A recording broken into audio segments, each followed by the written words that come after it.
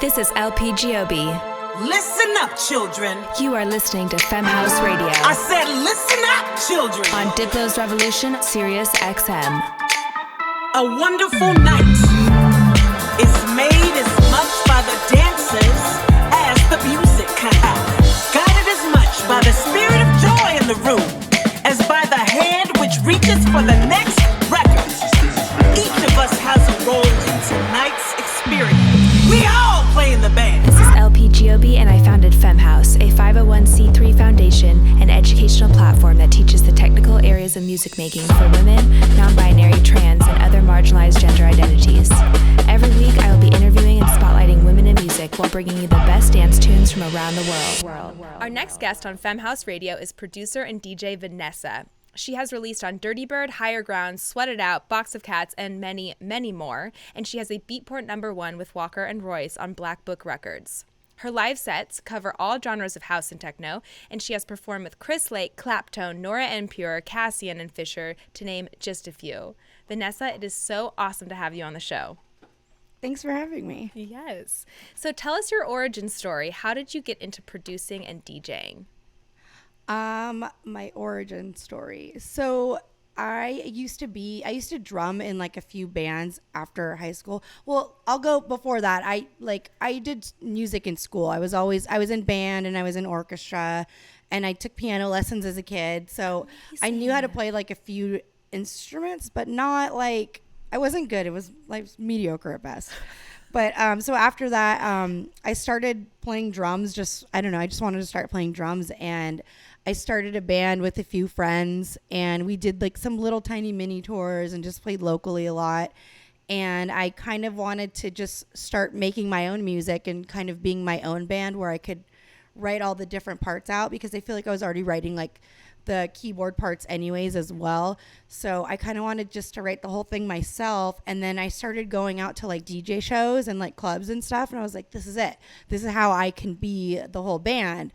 So I started learning how to DJ and like started DJing like local clubs and parties and stuff. And then I, have always loved music festivals and going to festivals. And I kind of, saw like, if I want to play music festivals, I have to write my own music, because all the DJs playing they're not just playing other people's music. So then I started learning how to produce, and just the rest is history, I guess. That is amazing. I read that you were a drummer, and I was so pumped by that. And do you think that background, being a drummer, has that informed your productions today? Like, do you focus more on the drums of a track?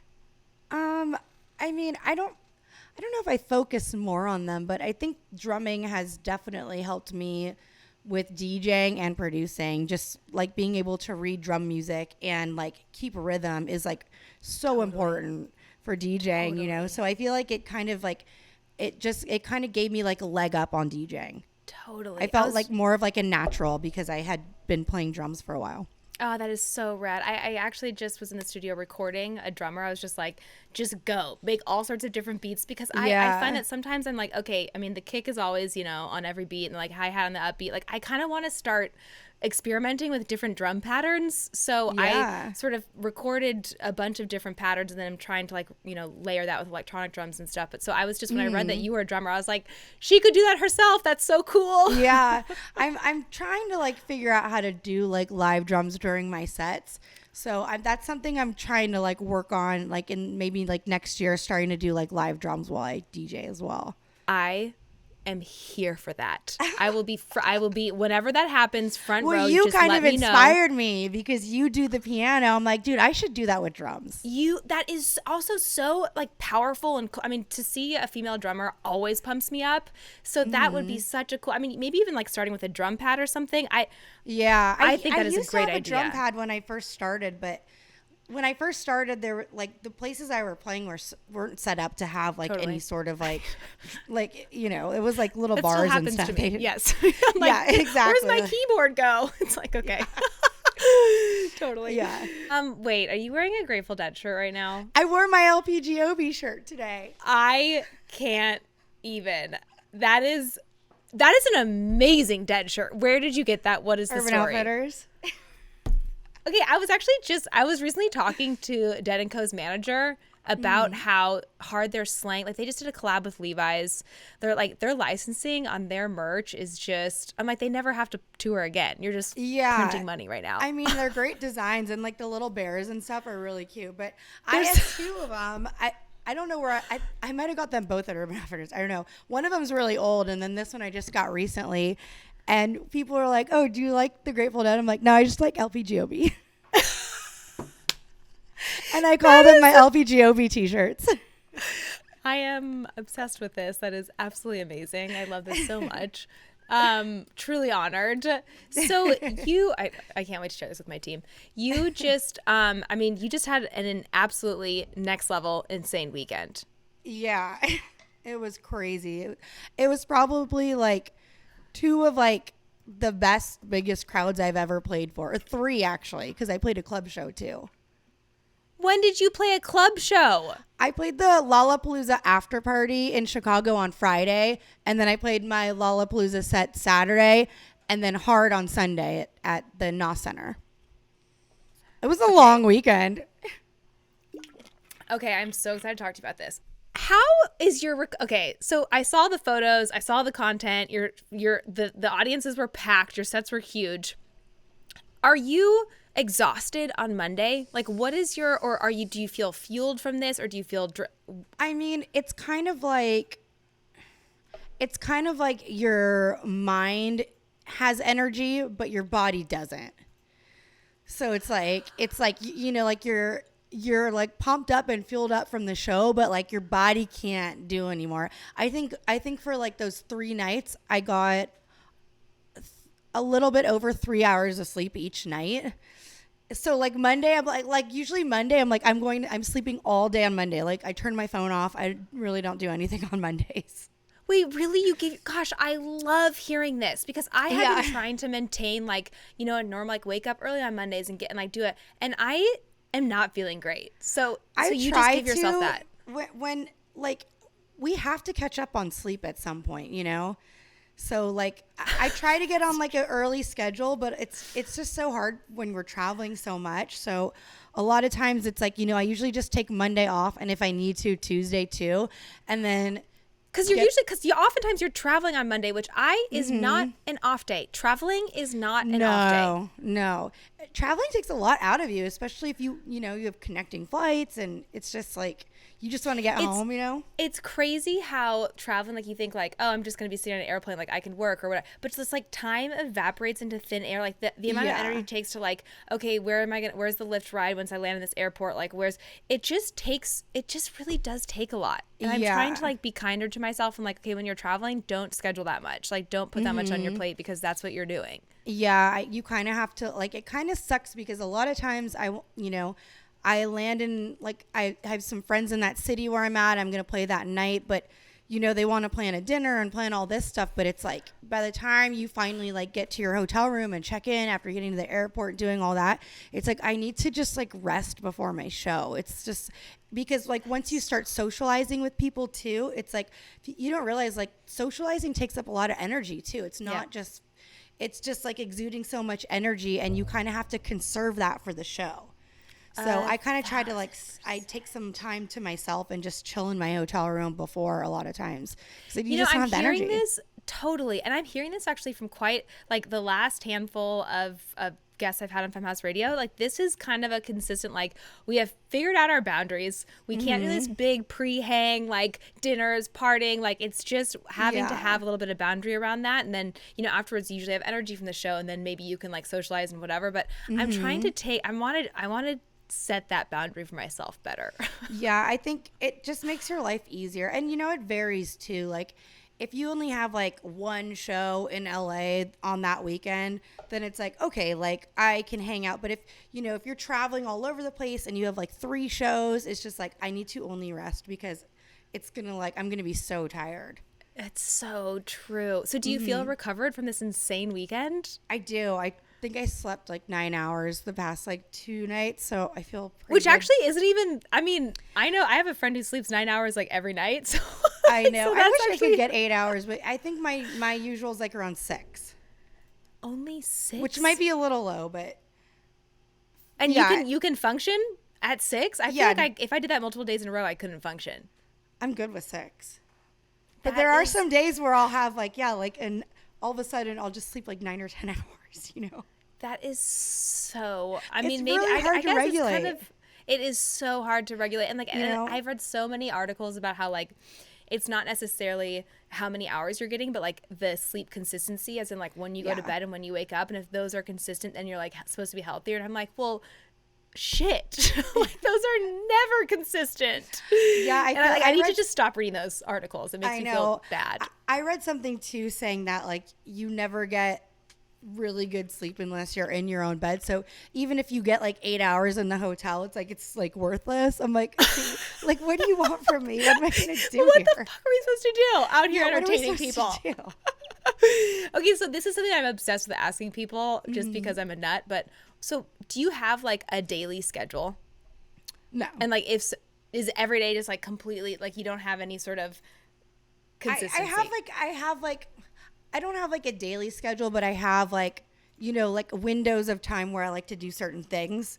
I don't like try to make myself do it every day because I'll, you know, get stressed out. But I usually like to do like either go for a walk in the morning or do yoga sometime in the morning, like around 11 is like this class I like to go to. And then, you know, have lunch after that and probably go to the studio like around like 2. And then you're just there rest of the day.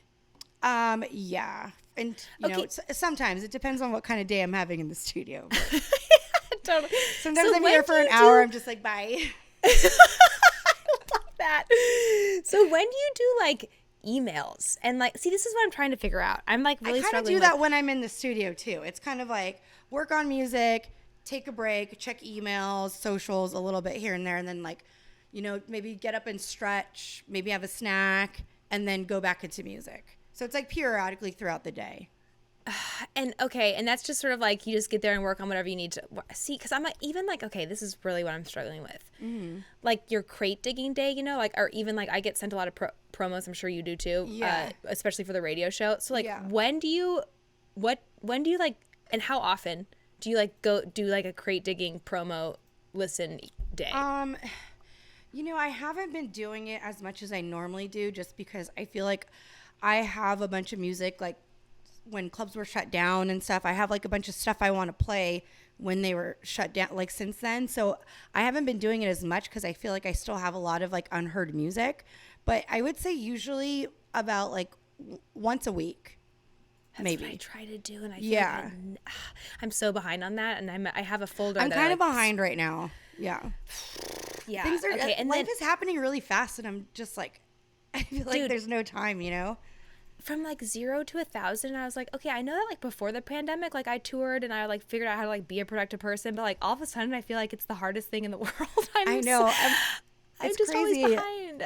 I'm like, how did we make music and tour at the same time? This is so hard. That's what I'm in the middle of picking like a record that potentially a long-term home for my a label, whatever. Mm-hmm.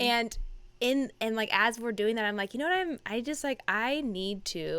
thought that I could be one of those people who's like, you know, making and creating on the airplane and like in the train and like in the beforehand, and like I'm gonna need to just block that out. Like I'm not gonna tour when I'm actually creating, and it's I think it's like takes away from both when I'm trying to do both, and I tried that for so long, and I'm just finally like, I just need to set aside like a month. Yeah, for me I don't know, for me like setting aside time where I'm supposed to be in the studio, for me it kind of puts like too much pressure on me. Like I only have this amount of time, so I have to make something in this amount of time.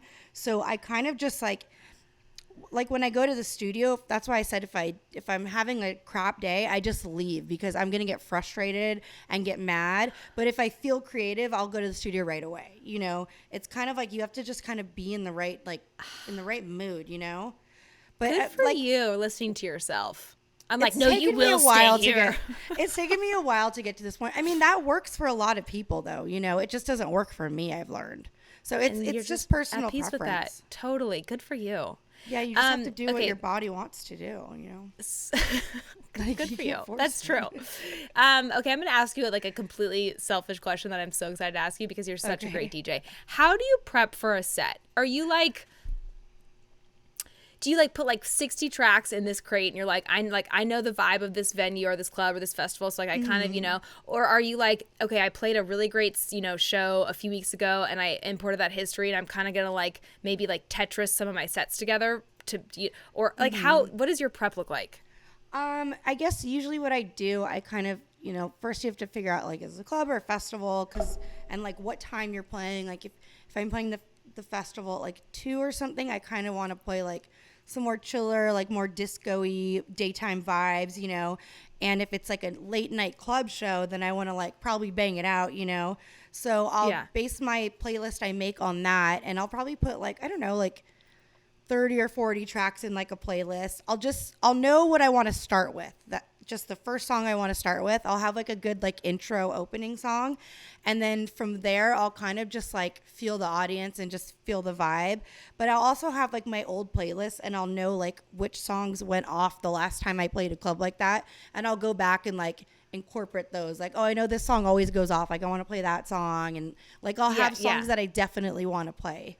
And so your tracks, it's just kind of like, and you just kind of just feel the crowd out and just like, you know, if this song works, maybe pick something that's similar and just like kind of follow the wave of the crowd, if that makes sense. So then in your record box, have you like, I was with DJ Tennis recently and he was showing me how he organizes his record box, which is like he like writes down like anytime he like puts a new track in there, he'll write down like wobbly bass with a little bit of acid, but also some world sounds. Like, okay, so then he like tags it in like the information. Yes. Damn, that's so, next like, level you know, organization. I don't have right? that. So I'm like, wait, you've done that for all of your tracks? Do you have like a rating system or like do you just organize it into categories? No, I'm more of the like have a panic attack mid set and then be like, this one. That's